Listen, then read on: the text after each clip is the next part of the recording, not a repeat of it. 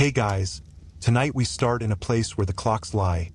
The sky hums quietly with danger, and nothing, not even the dust, is safe to touch. You're in northern Ukraine, near the sleepy town of Pripyat, and you've just clocked into your night shift at the Chernobyl nuclear power plant. The year is 1986. The month is April. The hour is very wrong. It smells faintly of concrete, coffee, and bureaucracy in the control room. You're wearing a dull brown jumpsuit not because it's fashionable, because it's standard issue. You joke with your coworkers about reactor maintenance, swap smokes during the break, and lean lazily on consoles filled with flickering green lights and Cyrillic labels. It's a routine shift, except it isn't. Because at exactly 1:23 a.m., Reactor 4 makes a sound you've never heard before.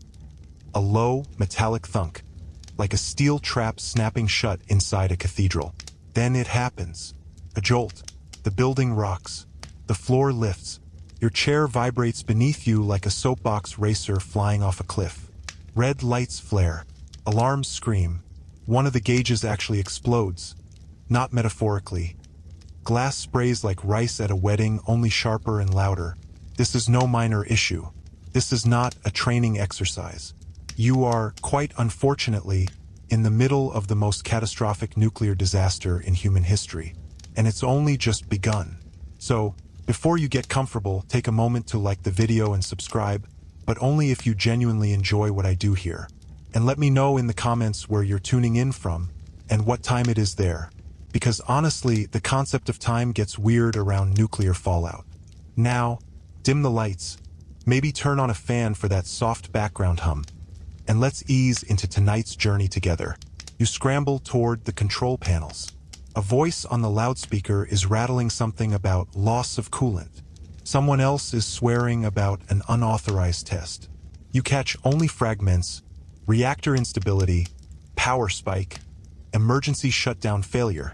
Words that don't mean much when your eyes are full of blinking red. Mainstream historical fact: the Chernobyl disaster occurred during a late-night safety test meant to simulate a power outage. Due to poor design and operator error, it triggered a chain reaction that blew the top off Reactor 4. You think of calling your family, but there are no cell phones in 1986, and anyway, what would you say? "Hi, sweetheart. Can't talk." The core might have exploded.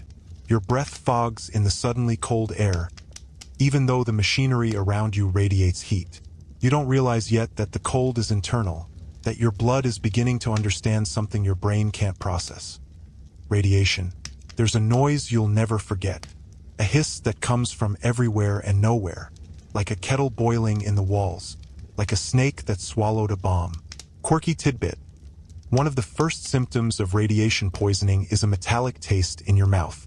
You get that now, along with the urge to vomit. You think it's adrenaline. It isn't. You and 3 others rush to assess the situation, not yet grasping that the reactor lid, roughly the size of a freight train, has blown completely off.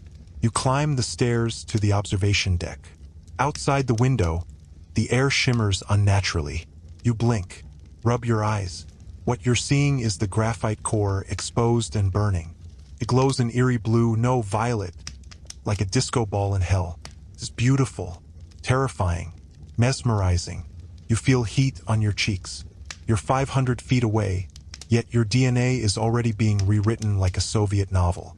Historians still argue whether the first responders knew how dangerous the scene really was. Some say they were brave. Others say they were sacrificed. You're neither brave nor cowardly. You're just there, on shift, caught between duty and disbelief. Your supervisor insists on protocol. He says the explosion is minor. Just steam buildup. A few pipes. Maybe a hydrogen blast. He sends a crew to inspect the damage. You don't know it, but those men, your friends, will be dead within days. There's soot in the air now. You brush it from your shoulder. It sticks to your skin like glitter that hates you. You're still expected to monitor the console, but the readings are all zeros. That's not a good sign. That's what the machine says when the radiation is off the charts. Literally unmeasurable. You hear a bang from the hallway. A scream. A man stumbles in with his hands melted red. He collapses. The floor smells like hot copper. Still, you wait. No evacuation. No broadcast. The phone rings with orders. No instructions to flee. Just stay. You've survived the first few minutes. Congratulations. You didn't get blown out the window or crushed by falling equipment. But this is only the first hour of a long night, and the radiation hasn't even finished introducing itself. You're not dead yet, but you are inside Chernobyl, and the rules are no longer written by physics, they're being improvised by uranium. You're still standing in the control room, but the shape of reality is starting to feel off. The lights flicker overhead like a warning you can't read. Your supervisor insists Reactor 4 is intact. The irony would be funny if your skin didn't feel like it was sunburned from the inside out. The metallic taste lingers, joined now by the smell of ozone and scorched metal. You look at your hands, trembling slightly, and realize the redness isn't from stress. It's your blood vessels having a nuclear-level freakout. You wipe your forehead with your sleeve and notice the fabric leaves a strange gray smear. Welcome to the invisible war zone. Outside, a fire brigade finally arrives.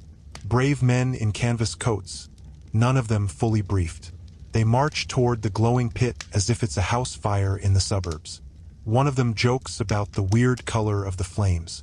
Pretty blue, he says. That's Cherenkov radiation. It means particles are traveling faster than the speed of light in water. It means your goose is not just cooked, it's vaporized. Mainstream historical fact. The firefighters at Chernobyl were among the first casualties. Most died of acute radiation sickness within weeks, some within days. Their clothing was so radioactive it had to be buried in lead-lined vaults. You watch from the observation deck as their figures blur in the rising haze. You're not sure whether it's heat waves or nausea, but either way, the world feels unsteady. Back inside, the phone lines are still humming with half-truths. No clear evacuation orders. No warning to the nearby town of Pripyat. People are sleeping just 3 kilometers away, dreaming under open windows. You think of your own family, your niece's bike by the river, the picnic you had last weekend. Quirky tidbit. In the hours after the explosion, people in Pripyat gathered on bridges to watch the fire. They thought it looked like a fireworks show. That bridge is now known by locals as the Bridge of Death. You're told to stay put, monitor core temperatures, and wait for Moscow's next move. There's a tightness in your chest that has nothing to do with loyalty to the motherland. You're starting to suspect that survival may require ignoring orders. Historians still argue whether the higher-ups knew the full scale of the disaster in the first 12 hours. Some say denial ran the show. Others say secrecy was the true core meltdown. But here's what you do know. The air is buzzing. Not in a metaphorical way. There's an actual electric hum like 1,000 static-charged bees. And your dosimeter, your radiation meter, is either broken or completely out of range. Either way, not helpful. You check the emergency locker for iodine tablets. There are none. Fantastic. Your colleague Yuri is vomiting into a metal waste bin. He insists he's fine. Just nerves, he says, his eyes red-rimmed. You nod. You both know that's a lie. There's a push now, unofficial, whispered, to go outside and check the core with your own eyes. You hesitate. Stepping outside feels like volunteering to become a science experiment. But if you don't go, someone else will. Probably someone less experienced. Probably someone younger. So you go. The stairwell down to the turbine hall is half-lit, and your footsteps echo like drumbeats in a tomb. The air thickens with each step, the dust now suspiciously sparkly. A soft wind blows in from the shattered wall near Reactor 4. It smells sharp, electric, like broken gods. You step into the night. The hole where the reactor once lived is now a crater of glowing chaos. Melted steel drips like candle wax. Concrete has bubbled and cracked as if the earth had blisters. Somewhere in that mess, the graphite core still burns, throwing light into the sky like a cursed lighthouse. You take one step closer. A warm wind grazes your face, and then the worst part happens. Not pain, not panic, but awe. It's beautiful, like a bonfire carved by angels. The flames have color you don't have words for. Purple silver, blue gold, The kind of hues you imagine exist only in the dreams of astronauts or the fever dreams of dying physicists. You tear yourself away, coughing. Your boots are sticky with sludge that's probably part metal, part graphite, part, please don't ask. You return inside, your badge now registering the kind of dose that might turn you into a biology class cautionary tale. But you're alive, and that's something. The fire is spreading. Foam isn't working. Helicopters are being called to drop sand and boron from above. You hear the whir of engines starting in the distance. Outside, the night is losing its stars, swallowed by a plume of poison. You head to the locker room to grab your jacket, the one with a family photo in the inside pocket. Not because it'll help, but because survival now isn't just about shielding your skin. It's about remembering who you are. You've made it through the first 2 hours. Barely. The worst is yet to come. But in the nuclear dark, the fact that you're still walking counts as a win. The air has thickened, and not just with smoke. It's like you're breathing through a wet wool blanket soaked in metallic soup. You've wrapped a scarf around your mouth. A laughably ineffective filter, but psychologically, it helps. You look out over the edge of the balcony again. Reactor 4 is still glowing like a radioactive jack-o'-lantern. You wonder if your retinas will forgive you for staring. The emergency radio is squawking again. Orders have changed again. This time, it's a directive to contain and assess. You mutter something under your breath about containing the sun in a sandwich bag. The only thing being assessed is how long it'll take before someone grows a third arm. Mainstream historical fact. The Soviet leadership delayed full evacuation of Pripyat for nearly 36 hours. In that time, thousands of residents, including children, were exposed to dangerously high radiation levels while going about their normal routines. You're not a soldier, you're an engineer. But today, that line is fuzzy. You've already done reconnaissance near the core, written 2 incident reports that no one will read, and vomited discreetly into a trash can next to the electrical control panel. You're halfway to a war story. You hear a bang behind you, metal striking concrete. It's one of the junior technicians, Oleg, collapsing from heat exhaustion and, likely, acute radiation exposure. You rush over. He's conscious but glassy-eyed. His sweat is tinged red at the collar. That's not a good sign. Fringe tidbit. Some first responders near the exposed core developed a rare phenomenon called radiation tan, where skin bronzes rapidly before blistering. It's not a tan you earn. It's one that robs you. You help Oleg up, telling him everything's fine, knowing full well it's not. He smiles weakly. "We'll be in the papers," he says. You don't have the heart to tell him it won't be for long. Historians still argue whether the initial chaos stemmed more from poor communication or intentional misinformation. Either way, the result was the same. People on the ground were treated as both heroes and expendable assets. You get Oleg to the infirmary, if you can call it that. It's a spare room with a cot and 2 bottles of iodine someone found in a forgotten cabinet. The nurse, clearly overwhelmed, asks if you've been outside. You nod. She doesn't ask why. The hallway is lined with people now. Burn victims. Men coughing up blood. Some just sitting quietly, blinking like owls in daylight. You know what most of them don't? The worst effects haven't even begun. Radiation doesn't kill in one breath. It erodes, quietly, invisibly, like mold in the soul. You grab a radiation badge from a desk. Yours stopped registering hours ago. The new one clicks the moment you put it on. Not a comforting sound. The evacuation announcement finally hits Pripyat. Loudspeakers crackle to life with a calm voice urging people to prepare for a temporary relocation. They're told to pack light, just for 3 days. You know better. You saw what's left of the reactor. No one's coming back in 3 days. No one's coming back at all.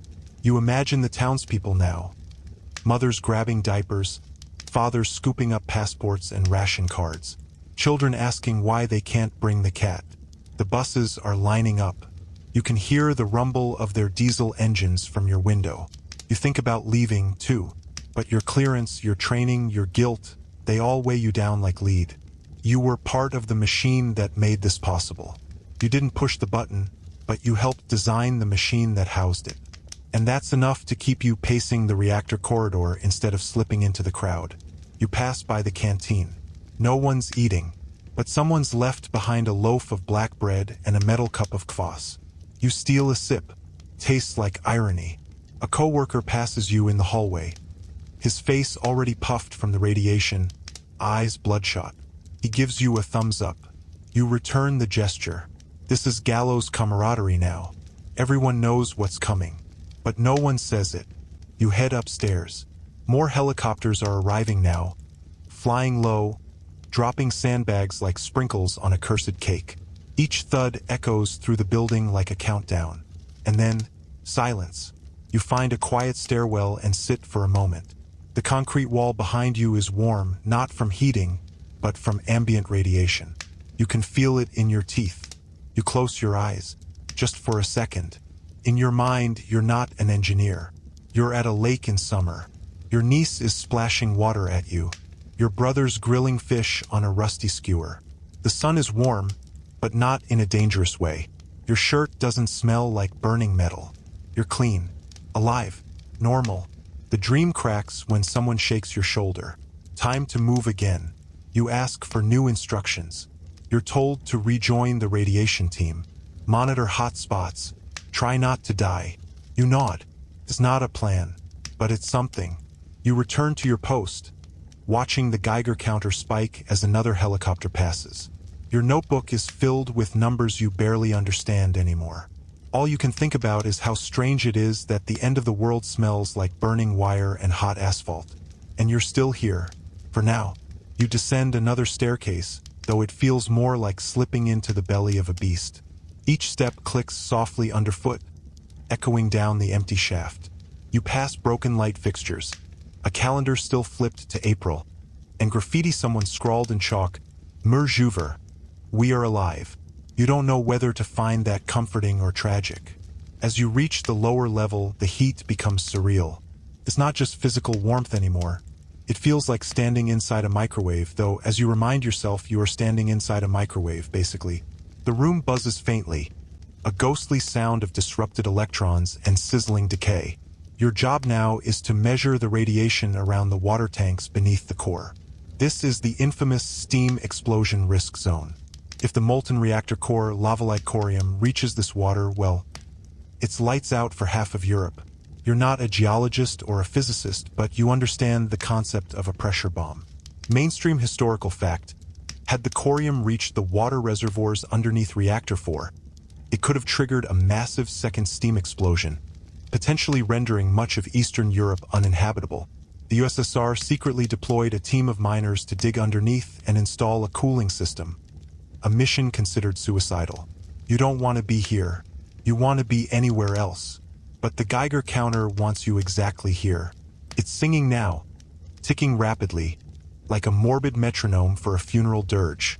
Fringe tidbit: some of the workers during this phase were given vodka as a protective measure. Not iodine, vodka, because if you can't shield your thyroid, you might as well numb your conscience. You aim your dosimeter toward the tank. It spikes immediately. You don't even bother writing it down. If someone wants the data, they can come collect it themselves. You're starting to lose faith that anyone up top actually cares what's happening down here.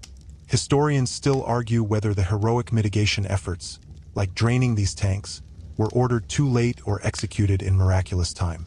The truth is likely both. Your boots splash into a puddle of tepid water. You instinctively recoil. This water shouldn't be here. Not unless there's a leak. And leaks mean trouble. Big trouble. You call in the report. The voice on the other end sounds exhausted. Copy that, it says. Return to base. Base. As if any part of this concrete nightmare qualifies as a base. On your way back up, you pass a wall where someone has scratched tally marks, days, maybe? Or deaths. No one's sure anymore. It's morbid bookkeeping. When you re-emerge into the corridor, a breeze hits you. Strange. There shouldn't be wind. Then you realize it's from the helicopter blades outside. The door's been propped open. You step out briefly just to taste the air. Bad idea. The wind kicks up ash. Fine, gray, radioactive dust that coats your lashes and burns your throat. You duck back inside, coughing. A technician hands you a cloth mask. It's slightly damp. "One use," he says, "but better than nothing." You nod, and mentally add it to your list of last words. Better than nothing. Back in the control room, the air is thick with argument. Some say the roof is going to collapse. Others insist it already has. You pull your logbook close and jot down your readings anyway, ritual if not useful. And then you notice the shift. It's not noise exactly. It's the absence of it. The air goes still. Everyone stops talking at once. The hairs on your arms rise. You look at the monitors. One of the sensors has flatlined. Not zero. Dead. That's worse. You glance at your badge. The color strip has changed. You don't say anything. There's nothing to say. You leave the room, wander into the stairwell again. You need solitude, space to breathe if there's any breathable air left. Outside, you hear distant sirens. Pripyat is nearly empty now. You imagine the buses snaking down the highway, people staring out windows with bags on their laps, wondering if they'll be home by Tuesday. They won't. You walk toward the break room. A thermos of tea sits forgotten on a counter. You pour yourself some. It's cold and slightly metallic. You sip it anyway. You look around and realize this might be the last cup of tea you ever drink. Oddly, you don't feel scared. You feel proud, because you're still here, still standing. And while others run, you stay. You measure. You patch. You hold the line. You remember a joke someone told you earlier about the only thing glowing more than the reactor being your skin. You chuckle softly, alone, like a man laughing at his own eulogy. Your boots crunch over broken glass and grit as you head toward the decontamination chamber. Not because anyone told you to, but because it feels like the one place where some semblance of order still exists. The tiled room has been converted into a kind of ritualistic space. Scrub, strip, rinse, repeat. Like baptism for the irradiated. You peel off your gear slowly. Each layer feels heavier than it should, as though it's soaked not in sweat but in consequence. Your gloves hit the floor with a damp slap. Your overalls are streaked with ash and some substance you don't want to identify. You remove your dosimeter badge and hand it to a technician through a small window. He barely looks at it, just tosses it into a tray like it's a dead insect. Mainstream historical fact: decontamination procedures were rudimentary at best in the early stages of the Chernobyl disaster. Many workers were issued makeshift protective gear, layers of cotton and rubber, while hot zones far exceeded the maximum radiation levels the suits could handle. They hand you a replacement badge. This one has a red stripe. You're not sure what that means exactly, but it doesn't feel like a good promotion. You enter the rinse-down stall. Cold water blasts from corroded nozzles. It smells faintly of bleach and fear. You scrub your arms until they're raw. The water swirls gray at your feet, then disappears down a drain that probably hasn't worked since Lenin was still alive. Fringe tidbit. Rumors float among the workers that the Deccan showers are more for show than safety. Some say it's just recycled water from the Pripyat River. Others say it's blessed by a priest. Neither theory offers much comfort. You wrap yourself in a thin towel and wander barefoot down the hallway. Your shift is over, supposedly. But in Chernobyl, the clocks are all liars. No one knows what time it is anymore. Just before core breach and after core breach. You find a bunk in the emergency quarters. It's more of a cot than a bed. Wooden slats and a thin mattress that smells like damp wool and defeat. Someone left a chessboard nearby. The pieces are mid-game, frozen in a stalemate. You wonder which poor soul fled in the middle of a check. You lie down, your back sore, your brain ringing with that ever-present buzz of background radiation. There's a strange comfort in the silence, like you're buried inside a sarcophagus of stillness. Historians still argue whether the workers who stayed behind, known as liquidators, were heroic volunteers or coerced participants. Some came for honor, others for the pay, and many were simply ordered in with little explanation. But whatever the reason, they held the line. You close your eyes. You dream of Kiev, of warm bread, of vodka that doesn't taste like iodine. Then a voice wakes you. Soft. Urgent. We need you on the roof. The roof. The word alone is enough to jolt your pulse. The The most dangerous job in all of Chernobyl: roof duty. Shoveling pieces of the exploded reactor off the top of the building. The Soviet machines couldn't do it. They kept malfunctioning from the radiation. So now it's humans. They call you biorobots. You'd laugh if it weren't so on the nose. You say nothing. Just sit up. Nod. The prep is faster this time. They give you a lead-lined vest that feels like hugging a tombstone. A second mask. A steel shovel. A stopwatch. You get 90 seconds, the officer says. No more. You nod again. You ascend the stairs in silence. Every step feels like the last. When you reach the access door, a gust of wind greets you. Hot, foul, metallic. The roof is chaos. Broken rods, melted concrete, and chunks of graphite that hiss faintly when disturbed. Mainstream fact: the graphite on the roof was part of the reactor core. Exposure to it, even for a few minutes, could deliver a fatal dose. Liquidators were instructed to sprint out, shovel debris over the edge, and run back before hitting their 90-second mark. You step out onto the roof. The sun is blinding. Everything gleams, but not beautifully. More like a vulture's smile. Your timer starts. You sprint to a pile, shovel, fling. Another. The ticking in your ear isn't the Geiger counter. It's your own heart. You see someone stumble. Someone else yells. You don't stop. You finish your pile and bolt back inside. Collapse against the wall. Someone pulls the shovel from your hands. Another sprays your boots with a hose. Your ears are ringing. Your mouth tastes like pennies. They take your badge again. This time, they don't replace it. You're done. For now. You wake up to the rustle of nylon and the muffled sound of men coughing. Your throat is dry, your skin feels scorched from the inside, and your joints ache like you've been lifting mountains. You sit up on your bunk slowly, every bone in your body issuing a protest. The man in the cot across from you gives you a look. Not sympathy, not curiosity. Just acknowledgement. You both know what you've signed up for, or maybe neither of you ever really did. Your boots are where you left them, lined with crumpled newspaper to soak up the sweat. You tug them on and step into the corridor. Outside, dawn is rising over Pripyat, bathing everything in the soft, poisonous glow of a new day. A Soviet bus rumbles into the lot. You're being relocated. Reassigned, they said. Somewhere less critical, which you've learned is code for equally terrifying, but with a better view. Mainstream historical fact: after the initial cleanup, liquidators were moved to various tasks including tree removal, soil burial, and animal culling.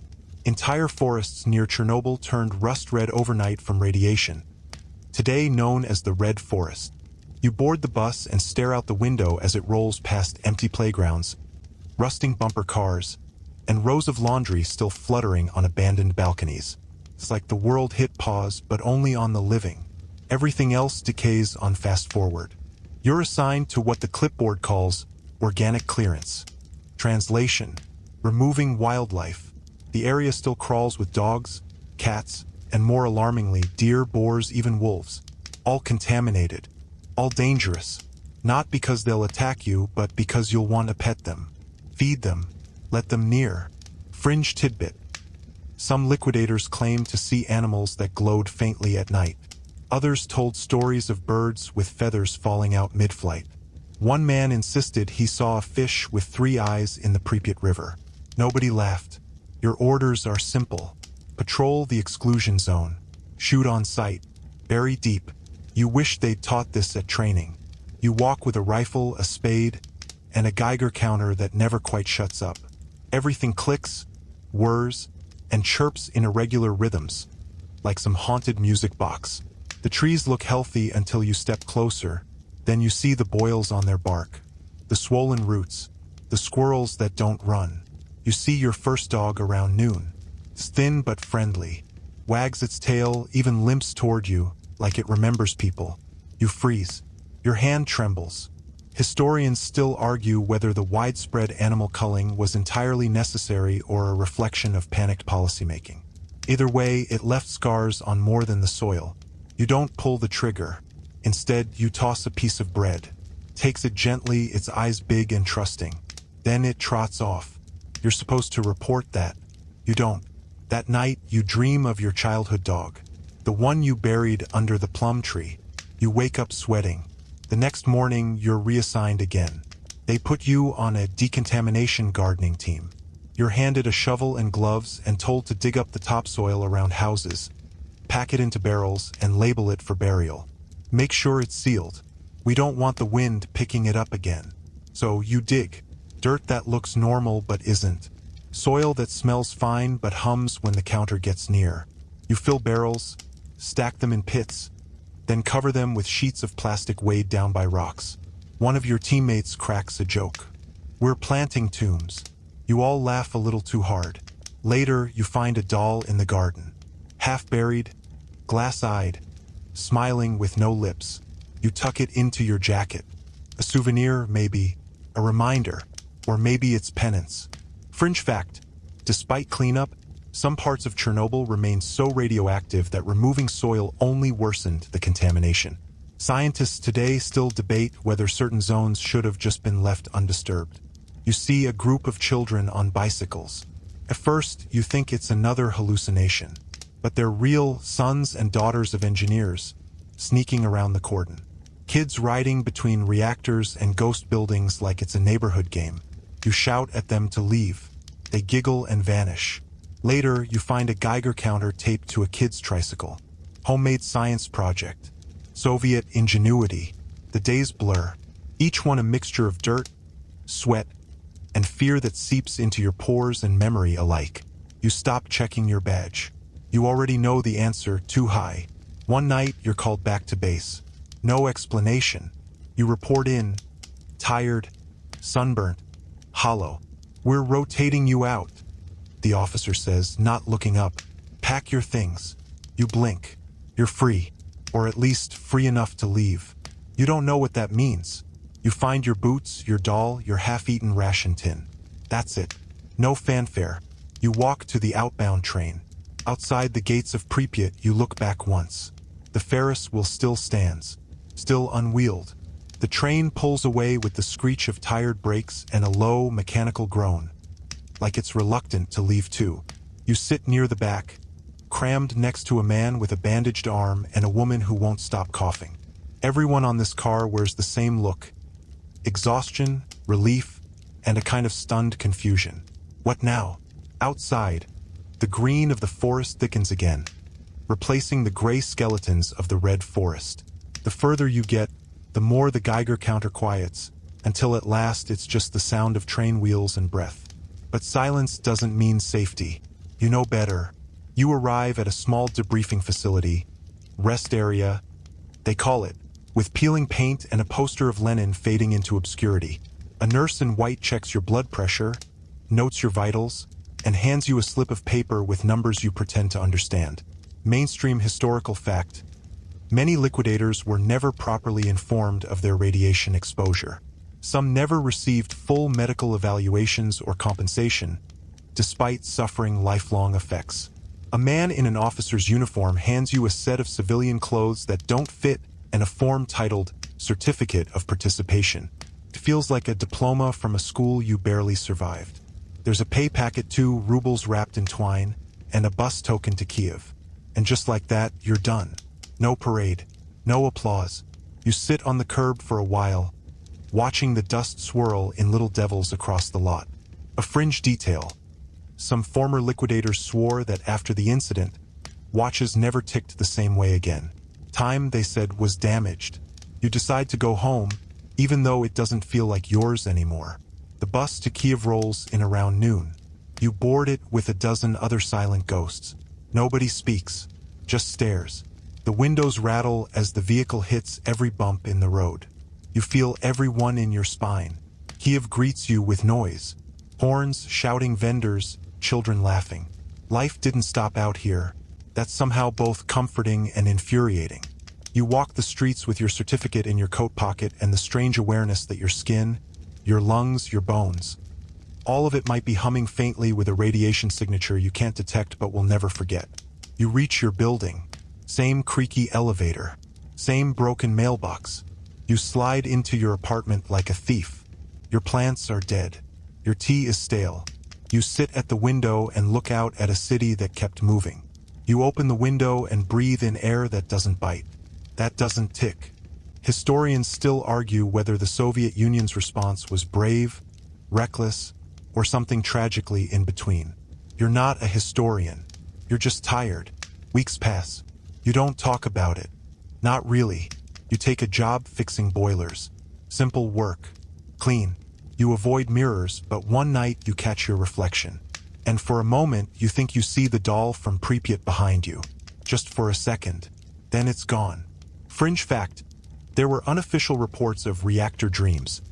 Vivid nightmares shared by dozens of liquidators long after they'd returned home. Always of concrete, of blue flashes, and of voices whispering in old Soviet songs. You start to write. Not much. Just lists, names, places. To remember, or maybe to forget more clearly. Sometimes you dream of the dog. Sometimes you don't sleep at all. You try to go on dates, but the conversation always sours. What do you do? I used to dig up death. Yeah. That's a mood killer. You go for walks instead. Through parks, museums, riverbanks. Once, you see a child point at a passing cloud and shout, "That one looks like a mushroom." You flinch. Hard. People don't understand. Not because they're cruel. Because they weren't there. Your skin starts itching some nights. Not badly. Just enough to make you wonder. Then, one spring morning, you get a letter. It's from another liquidator. One of your bunkmates. He tracked you down. "We're having a reunion," it says. "Just a few of us. Thought you might want to come." You do. The reunion is held in a cheap cafe that smells of boiled potatoes and dish soap. 6 men and 2 women show up. A few walk with canes. One has lost his hair. Nobody says the word radiation. Nobody needs to. You drink, you toast, you laugh too loud. Someone passes around a photo, taken just outside reactor 4 months before the final seal. You're all in it, grinning like fools. So young, you barely recognize yourself. You leave that night feeling lighter, not healed, not whole, but no longer alone. Weeks pass, then months. Life has a way of nudging you forward whether you're ready or not. You're still here, still waking up each morning, still brushing your teeth and tying your shoes like the world didn't crack open just a few hundred kilometers away. But that crack, it's inside you now. You spend your mornings on autopilot. Breakfast if you're hungry. Work if they call you in. You keep the TV low and the curtains half closed. Sunlight is too bright, too clean. It doesn't feel like it belongs on your skin anymore. Mainstream historical fact: the city of Pripyat remained abandoned after the evacuation, becoming a ghost town frozen in 1986. Today, it's a chilling time capsule, slowly decaying under the elements and the weight of memory. One day you receive a package. No return address. Inside, a lead medallion and a typewritten letter. It reads, "Thank you for your sacrifice. The motherland remembers." You laugh short and bitter, not because you're ungrateful, but because it took this long for anyone to say it. The medallion goes into a drawer. You don't wear it. You're not a hero. You're a survivor. And even that feels like a stretch. You try to reconnect with your brother. He says he's proud. You believe him, but when you ask if you can visit, he hesitates. "We have kids now," he says. "It's just, you understand." And you do. Fringe detail. For years, former liquidators were asked not to visit maternity wards for fear of causing complications, despite limited evidence of actual risk. But fear spreads faster than facts. So instead, you write letters you don't send. You start reading obsessively books on radiation, on nuclear fallout, on silence. The kind that accumulates when voices are stifled and truth is filtered through thick Soviet gauze. Historians still argue whether the Soviet censorship helped maintain order or deepen the catastrophe. You suspect it did both. At night, you talk in your sleep, or so your neighbor says. She hears you through the wall. Mumbled names, sometimes numbers. You apologize. She just pats your shoulder and hands you soup. She's kind. You think of asking her out. You don't. Instead, you visit the library. You check out books with photos. black and white ones of concrete bunkers and mushroom clouds, and men in suits standing too close to danger with cigarettes in their mouths. You look for your face in the margins. You don't find it, but you do find a poem. It's not about Chernobyl. It's about Hiroshima. Still, the words feel borrowed from your chest. One night, during a thunderstorm, you finally allow yourself to cry. Not the quiet, dignified kind. The kind where your whole body shakes and you curse every lie you were told and every truth you now carry like a splinter under your ribcage. You wake up the next morning with swollen eyes and a clean pillow. That counts for something. You visit your mother's grave. You hadn't in years. You place a marigold at the base of the stone and whisper, "It didn't kill me, but it changed me." She doesn't answer. Of course she doesn't. But a wind rises. And in that moment, you let yourself believe that maybe, just maybe, someone's still listening. That night, you dream of the forest again. But this time, the trees don't glow. They rustle. And somewhere in the distance, a child's voice calls your name. The voice in your dream lingers, even as you stir awake. It calls to something ancient inside you. Something cracked, but still intact. You breathe it in like morning fog, unsure if it's memory or wishful thinking. You've gotten used to this liminal place between past and present, sleep and wakefulness, silence and alarm. Outside, the world pretends it's fine. You go to the market. You stand in line behind a woman buying cabbage. The cashier yawns. Nobody's wearing a dosimeter. The air is thick with exhaust, not fallout. And yet, you flinch when someone coughs. You keep your sleeves long, even in spring. Mainstream historical fact. Following the Chernobyl disaster, tens of thousands were permanently resettled. Yet, a small group of elderly villagers, called the self-settlers, returned illegally to their contaminated homes inside the exclusion zone and continued to live there for decades, defying both radiation warnings and government orders. You wonder if they were brave or just tired of running. You think you'd get along. Later that week, a letter arrives. This time, official. You're invited to a commemorative event 30 kilometers from the reactor, in a newly built, safe zone. There'll be dignitaries, music, a plaque unveiling. You stare at the RSVP card for a long time. You circle, maybe. Fringe detail. For a brief time, Soviet officials considered building a protective sarcophagus around not just the reactor, but the entire town. An idea both wildly impractical and deeply on-brand. You don't go to the event. Instead, you take a walk in the park. There's a kid feeding pigeons. You sit nearby, not too close. His mother watches you, tight-lipped. You smile. She doesn't smile back. Historians still argue whether survivors of Chernobyl were victims, heroes, or pariahs. You've been all three, depending on the decade. You meet an old friend at a cafe. He used to work in Reactor 4-2. He left before the meltdown, got reassigned. You sip tea. He drinks kvass. You don't mention the elephant's foot or the graphite on the ground or the man whose boots melted through. Instead, you talk about football. You tell a joke. He laughs too hard. Then you both go quiet. He says, "I still have nightmares about the alarms." You nod. "I still hear them when my microwave beeps." You part ways with a half hug. No promises to meet again. But your tea tastes less like ash this time. You go home. Your neighbor left fresh rolls by your door. No note, just kindness. You eat them all. That night, you reread your emergency manual. Not because you need it, just because it reminds you that someone once believed there was a plan. That everything could be contained. You know better now. And still, you keep iodine tablets in your nightstand drawer. Just in case. The next morning, you wake with a decision. You're going back. Not as a tourist, not for closure, not even to be dramatic. Just because. Some people climb Everest. Some people rebuild ships in bottles. You return to Pripyat. The ghost of your old address still echoing in your bones. There's a fence now, of course. There's always a fence. But like most fences in history, it's more suggestion than wall. You drive in silence. The road crackling under your tires like it's remembering you. Mile by mile, the outside world thins. You see fewer cars, fewer trees, then more trees than you remember.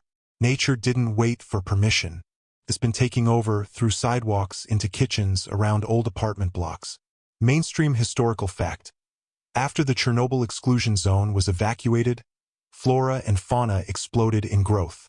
Wolves, lynxes, and wild horses made the radioactive forests home, seemingly undeterred by human warnings. The silence is musical. Birds chirp. Wind rustles through stairwells. In the absence of leaf blowers and traffic, the world whispers again. You park near the school, or where the school used to be. It looks like a diorama in a museum nobody visits. Desks upturned. A globe covered in mold. Someone scrawled, "Let us live," on a blackboard in chalk that's still visible decades later. You step carefully. You always do. Inside the gymnasium, sunlight pours through a collapsed roof. Dust dances in it. Basketballs sit deflated, like they lost the will to bounce. You hear your own breathing too loudly. Fringe detail. In the days after the evacuation, Soviet workers allegedly removed all clocks from homes and public buildings to prevent frozen-in-time images for foreign journalists. In the kitchen of your old apartment, the sink is gone. So is the stove. But weirdly, the magnet of a cartoon bear is still on the rusted fridge. You press your thumb to it, like it's a relic, which, of course, it is. Historians still argue whether Pripyat should be preserved, demolished, or allowed to rot into myth. The third option seems to be winning. You make your way to the rooftop. Slowly, carefully. You've done your own risk assessments. The building groans but holds. From up here you see the Ferris wheel. That bright yellow wheel that never got to spin before the town was emptied. You remember the tickets in your pocket the day it all went dark. You remember your sister crying when she realized the fair was canceled. You remember lying and telling her you'd go next weekend. She still talks about that. You take out your camera, not to post, not to share, just to prove to yourself that you were here, that this all existed, that you weren't just a side character in a textbook chapter. A fox watches you from the alley below. You wave. It does not wave back. You sit on a crumbling bench for a while, long enough to forget time, long enough to remember everything else. The weight of silence becomes a kind of music. You head back before dark. Not because of danger, just instinct. On your way out, you pass the old hospital. You don't stop. You can't. The wind picks up. A child's mitten tumbles across the road. You drive. You're home again, if you can still call it that. Your hands smell like old plaster and metal. The Geiger counter in your pack ticks like a nervous insect. But the numbers never reach the panic zone. You tell yourself that's good. You even believe it. The next few days are strange. Everything feels too normal. The city buzzes. People honk. The fluorescent lights in the supermarket flicker in just the right way to make your skin crawl. But there's no radiation here, only modern chaos. You catch yourself washing your hands too often, checking for invisible particles, wincing when the microwave hums. Mainstream historical fact. After Chernobyl, thousands of Soviet citizens developed what's now called radiophobia, a chronic fear of radiation, often leading to stress-related illness even in the absence of measurable exposure. And yet, your dreams? Quiet. No fire. No alarms. Just trees growing in stairwells and foxes blinking in silence. You visit your doctor for peace of mind. He raises an eyebrow when you say, "Chernobyl." There's a blood test. There's a urine test. There's a follow-up scheduled. He doesn't say much, but he writes a lot. Historians still argue whether low-dose exposure from Chernobyl's outer zones leads to long-term health decline. Some say it's statistically negligible. Others say it's hidden in plain sight. The truth? You don't glow. You don't cough blood. You're fine. At least that's what you tell your sister when she calls. "So," she says, "what was it like?" You pause. You think of the trees, the silence, the way dust looked sacred in that light. You think of that cartoon bear on the fridge. "It was beautiful," you say. There's a beat. "I don't know if you're brave or insane." She laughs. "Same," you say. Quirky fact. A man named Naoto Matsumura famously returned to live inside the Fukushima exclusion zone with his animals. People called him the radioactive hermit. You consider this often. Later, you find yourself reading Chernobyl survivor memoirs. One woman describes her husband's skin sloughing off in the hospital. Another recalls the eerie pink glow over Reactor 4. You skim. You respect. But you stop halfway through. It's not your story. Not exactly. Yours is quieter, slower, less cinematic, but still real. You keep a small relic from the trip on your desk. Just a pebble, smooth and unremarkable. You tested it. It's clean. Mostly. Sometimes you stare at it while emails pile up. It reminds you of that bench on the roof.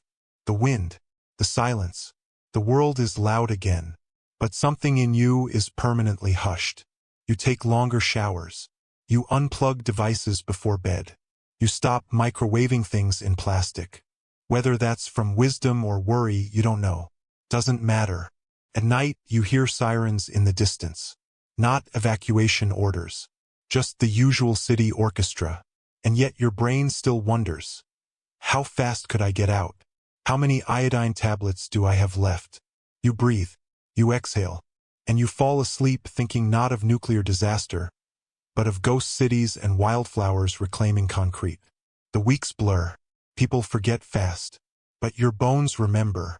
You return to work where the only fallout is the passive-aggressive kind.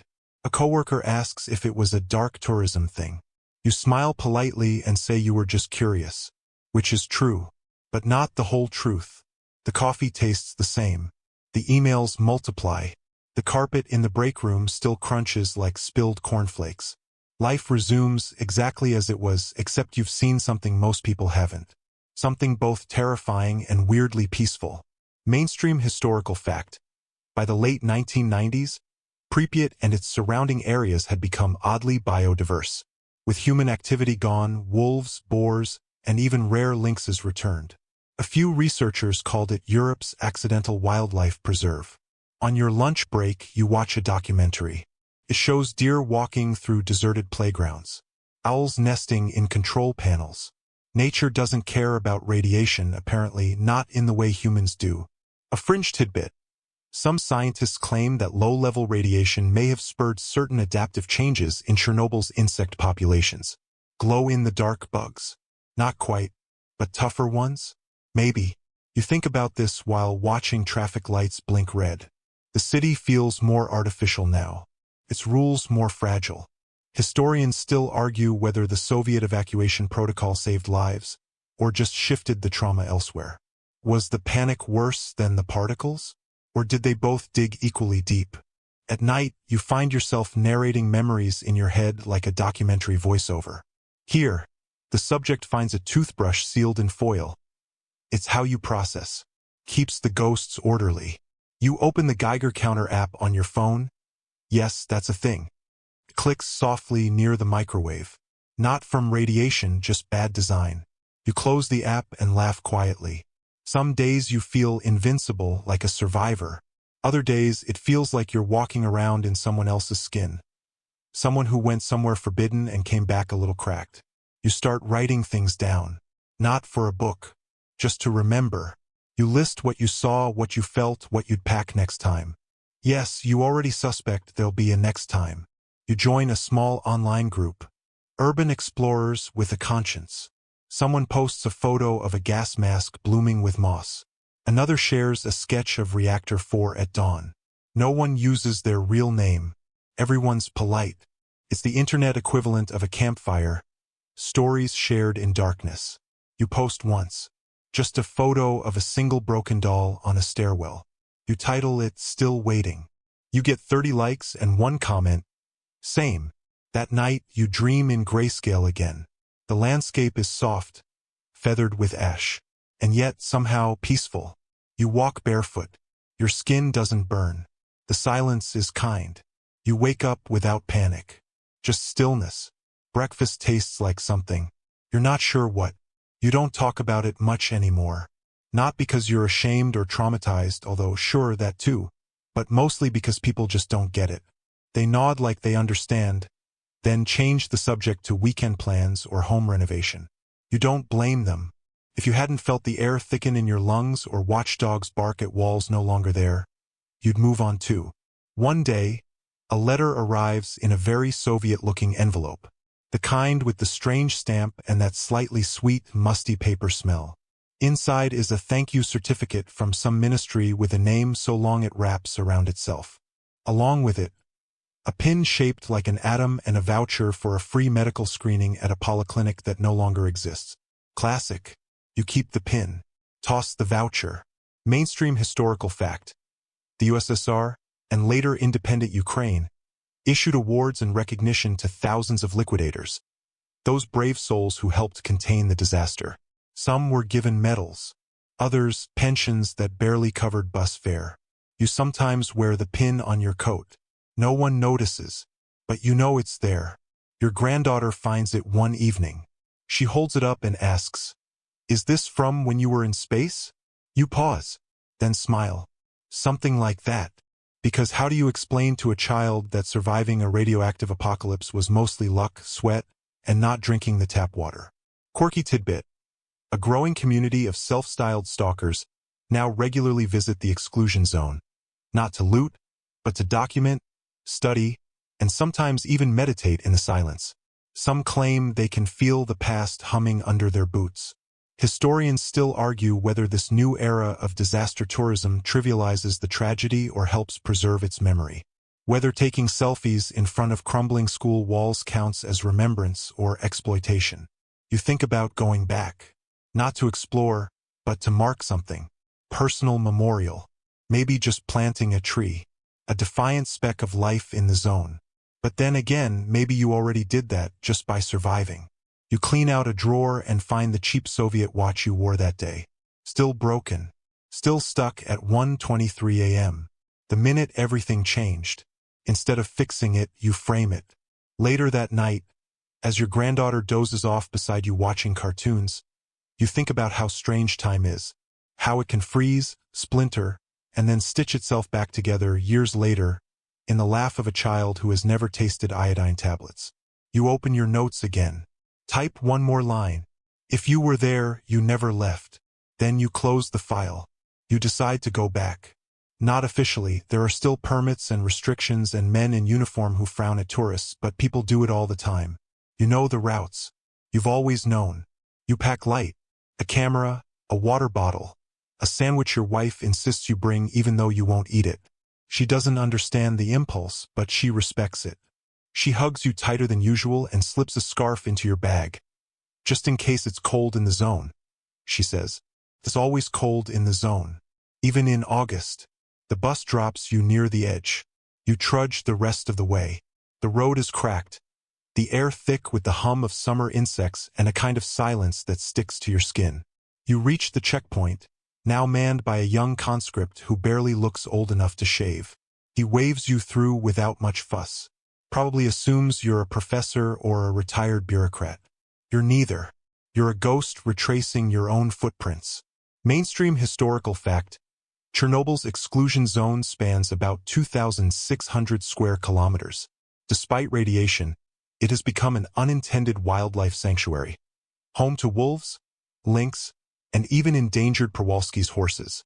Nature, it seems, doesn't read warning signs. You reach Pripyat just after noon. Still there, frozen in decay. You walk past the Ferris wheel that never spun, the rusting bumper cars, the shattered windows of the school where children once rehearsed May Day songs. You step carefully around moss-covered gas masks and faded textbooks with wide-eyed cartoon astronauts. Your feet know where to go. You stop at what used to be your apartment building. The stairs sag under your weight. The wallpaper peels like old scabs. On the third floor, your old door still hangs, barely. You push it open. The flat is empty, gutted. But the layout floods your memory. There's where the radio sat. There's the corner your daughter used to scribble on the wall. You trace it now with your fingers. The wall feels warm. That's a trick of memory or maybe of sunlit rot. You sit on the windowsill and unwrap your sandwich. You don't eat it. Just sit there, watching wind stir dust that hasn't moved in decades. Quirky tidbit. Some illegal visitors to the zone, called samosli, have taken up permanent residence in these ghost towns. Mostly elderly folk who refused to leave or returned after evacuation. They farm, raise chickens, and live quiet lives amid the ruins. Historians still argue whether their presence is heroic defiance or dangerous delusion, whether the human spirit is too stubborn or too forgetful for its own good. You meet one of them, a woman, hunched and sharp-eyed, tending a tomato patch beside a collapsed shed. She eyes you with suspicion, then recognition. She says your name, first name and patronymic. You stare. She used to live 2 floors down. Her hair is thinner, her skin like parchment, but her voice is the same. She invites you for tea. You sit outside on mismatched chairs and sip hot water steeped with something herbal and aggressive. She talks about her goats. You nod and say little. You don't tell her your whole story, just enough. As the sun dips, you take one last walk around the neighborhood. The shadows are long. The air is calm. You feel lighter, not healed, but named. A part of something, rather than just someone who fled from it. You take one photo. A tricycle overturned in tall grass, backlit by the orange of evening. Then you leave. You don't look back. The ride out of the zone is quiet. You don't say much to the checkpoint guard, and he doesn't ask. There's something mutual in that silence, an understanding that people only come here when they need to, and when they leave, they're carrying something invisible with them. The bus rattles back toward the world that moved on. You watch the trees blur past, those tall birches that seem to whisper even when the wind is still.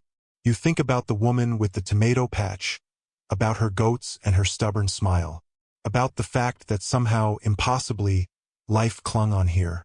By the time you return home, your wife greets you with a raised eyebrow and a tight hug. She doesn't ask for details, just presses a cup of tea into your hand and tells you dinner will be late. You sit on the balcony. The city hums beneath you, soft and indifferent. You sip your tea. For the first time in years, it tastes like something. The days pass. You start writing again. Not memoirs, just fragments. Images. A boy staring at graphite like it's a mirror. A fire that glows blue instead of orange. A man washing his hands with vodka, as if it could ever undo the truth. Mainstream historical fact: decades after the disaster, Chernobyl's radiation levels have decreased significantly, but hot spots still exist. Cleanup operations, known as decommissioning, are expected to last until at least 2065. Quirky tidbit. In 2019, a viral tourism trend brought thousands of visitors to Chernobyl after a popular TV series aired. Some posed for selfies in hazmat suits. Others trespassed into high-risk zones. Meanwhile, some mostly carried on with their cabbage soup and chicken coops. Historians still argue whether Chernobyl's legacy lies in its tragedy, its cover-up, or its strange rebirth. Whether it is a warning to humanity or a mirror of it.